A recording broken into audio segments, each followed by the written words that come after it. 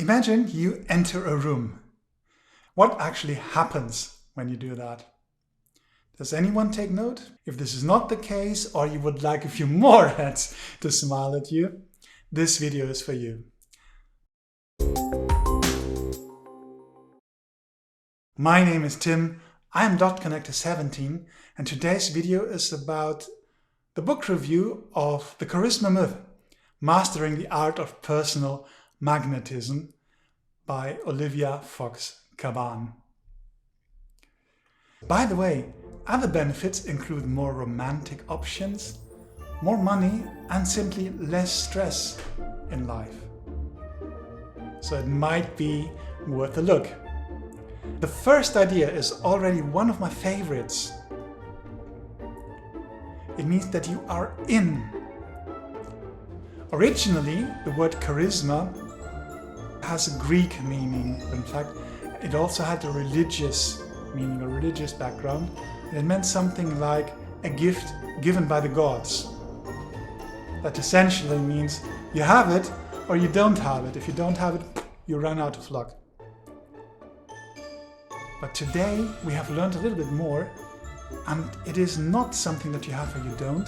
It is a set of skills that you can learn.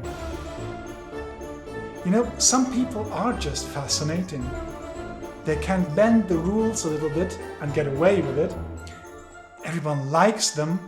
Everyone wants to be led by them. If you're not that kind of person yet, you absolutely can be, and you can actually switch on that ability or choose not to if you want to have a calmer time. So let's delve into the ideas from the book. Charisma has a few core qualities, so to say, and they might vary depending on which books you read or which videos you watch. And for the book, The Charisma Myth, it is the three pillars of power, presence, and warmth. So those would be the qualities that you want to work on, and there's a great tip for increasing your presence. Just in an instant, you can immediately boost it by concentrating on your breath. That is one idea. By feeling the sensation in your toes, or by concentrating on the sounds around you. That brings you in the moment and enables you to be present in the moment and to listen to the person you're interacting with. In order to get to the next level of your power, your presence, and your warmth, there's a great trick that's going to help you a lot. Your mind cannot tell if a memory is imagined or the real one from a real situation. And that enables you to do wonderful things. You can tell yourself a different story about the situation, or you can simply alternate your perception of a situation in your favor. You're in a car trying to get to a meeting venue in due time, and on the road all of a sudden you have a reckless driver cutting in front of you, cutting back. You might think, what an idiot. That immediately will show your mood will be very different to the moments before. If you're working on yourself to be in the right mood for that meeting, tell yourself a different story. Maybe it was a mother whose child was actually sick in the back seat and she needs to get to a hospital as quickly as possible. The best thing she can think of is just trying to get ahead of everyone on the road. Just telling yourself that different story will help you back into your charismatic state that you want to have for the meeting. Let's take a break from this video. I've shown this one to a test audience, some bright young folks, and here is what they told me. The video is interesting, it is inspiring, and it is overwhelming. There is just so much squeezed in.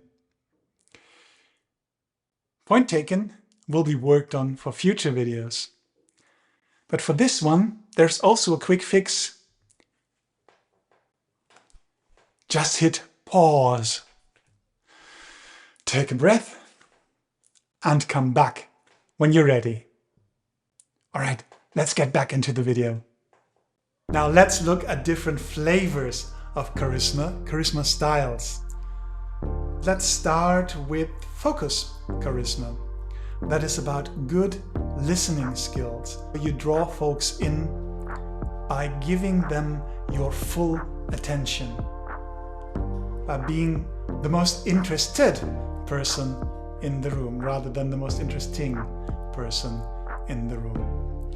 And there, this trick I shared with you earlier comes into play. So if you want to have your presence to the maximum, practice regularly, feel the sensation in your toes, concentrate on your breath or on the sounds that are around. Another style is visionary charisma.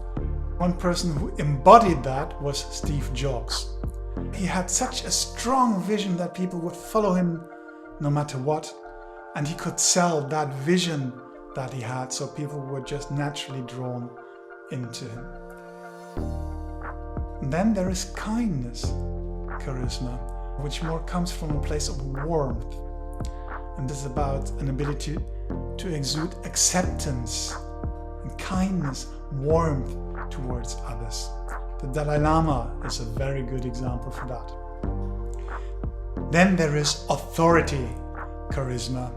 That is embodied by a ton of NBA players. Michael Jordan was an example, Kobe Bryant. Pick your favorite. And I remember an interview given by Wendy Renard. I think it was in 2015. She was captain of the French women's soccer team then. And the French had just lost against the German team, although they were so much better. There was just one very doubtful penalty in favor of the Germans that made it a tie in the end. She had every reason to complain about the referee. Instead, she assumed full responsibility. They were all very disappointed. They wished they had made more out of their chances. And it was just fascinating to see the level of leadership and authority charisma she displayed there. Sometimes exuding power, presence and warmth is actually easier said than done. A lot of things can get in your way. Irritation, annoyance, self-talk. Basically, you have two kinds of obstacles that can be in your way. Physical discomfort and mental discomfort. Let's cover the physical part first. That could be, for example, the sun shining directly in your eyes. Then you do kind of this, and people look at you and get a little bit irritated. They assume that this look is about them, and your charisma is ruined in an instant. So that is actually fairly easy to get out of your way. First of all, prevent it. So as you take your seat, if it is possible, sit in a way that you don't have the sun shining in your eyes.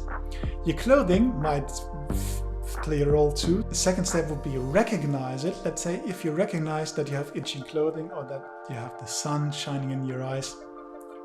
Well, in the third step, remedy it. So if you can peel off a layer of your clothing, do that. If you can't, mention it, explain it, and continue from there. Then people no longer assume that it is related to them. Or change your seating so the sun doesn't shine in your eyes anymore. I think you can handle that. Mental discomfort might be a different animal, because that comes in very different flavors. For example, in the form of anxiety, which is caused by uncertainty, or dissatisfaction caused by comparison. If your behavior doesn't hold up to your expectations, all of a sudden you're not happy with yourself. That shows in your body language. Other people think that it's something to do with them, and your charisma levels just drop. Then you have, of course, this part of you, which tends to tell you stories which are not really helpful in the moment. Self-criticism, self-doubt are two examples of that. For all these kinds of mental discomfort, there's also a three-step process. Destigmatize discomfort. Neutralize negativity. And third one, rewrite reality. Tell yourself a different story so that it works in your favor. Would you like an example? Here comes an example. Imagine that you're asked to give a presentation in front of the group that you don't know and which is larger than comfortable for you. Let's say 100, 200, 300 people. That task would freak out a lot of people. Maybe you're one of them. What you can do is, first step, destigmatize discomfort. Just remind yourself that anxiety is part of the human experience. Everybody experiences it now and then.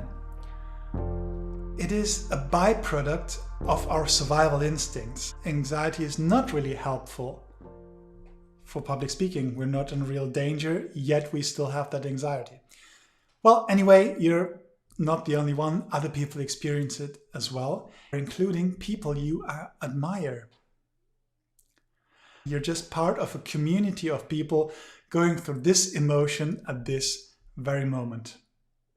In a second step, let's tackle your negative self-talk that could arise. I'm going to screw this up. I don't know. I don't have the knowledge. I don't have the ability. Whatever your mind comes up with, you have to handle it on the spot.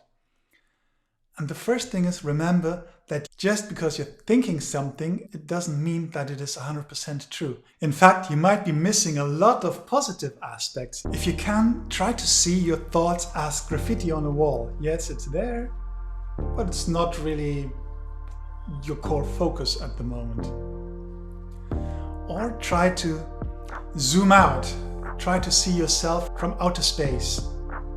And then gradually zoom back into your country, to your town, to the room that you are in. And you are one being going through a particular experience at this particular moment. You can also label what is going on. For example, there is anxiety being felt. That is already depersonalizing the experience. You don't say, I'm anxious, say, there is anxiety being felt, there is shame being felt. That might help you as well. Now let's go to step number 3.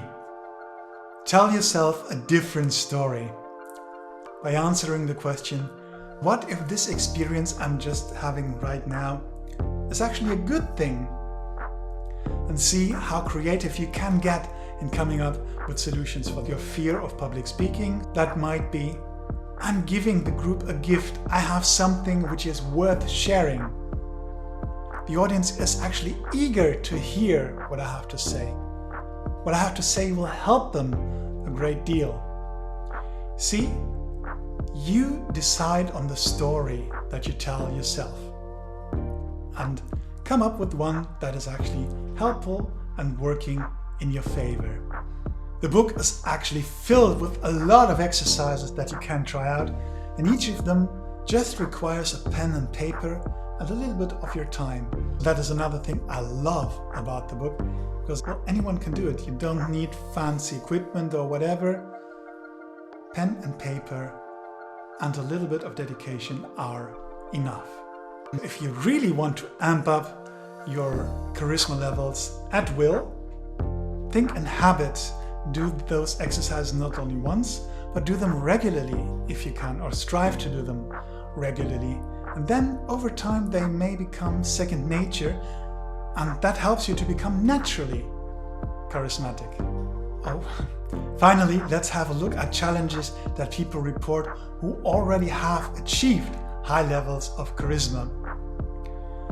There are a few challenges that you might run into over time if you have that ability. People who have that report that sometimes it actually works when it shouldn't. Highly successful business people sometimes report that what they say isn't really being challenged. So people naturally adopt what those business people say and try to follow it. Although it might not be the best of ideas. Those people want to be challenged, and they notice that others do it less. And that might be an issue if you want to have the full picture about an idea. Otherwise, it's limited to your personal point of view. Secondly, charisma basically is pretty neutral. It can be used in a good sense and in a less good sense. Let me share one final lesson from it that I didn't expect. Say you have excellent listening skills, and that is a very good thing. If you constantly apply it, it means that people over time will not know you very well because you're constantly listening, not talking so much, so people don't have a very good idea of who you actually are. And that, charismatic people report, might also be an issue over time.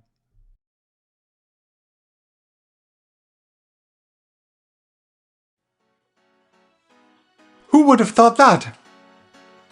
The book in one line is that you can master the art of personal magnetism by projecting power and presence and warmth, no matter the circumstances.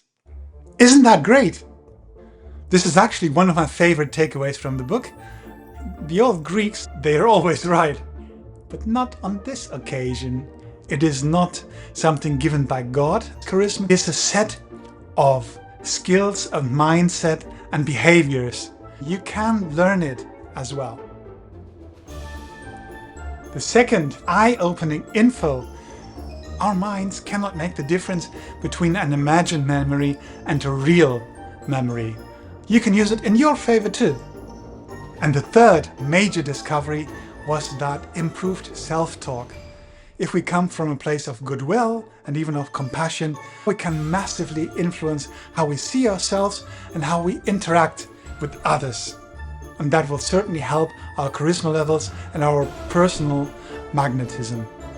Maybe you discover some information that you've been looking for ages. You might find what you always needed to improve your relationships. Maybe it's that very thing that I just mentioned.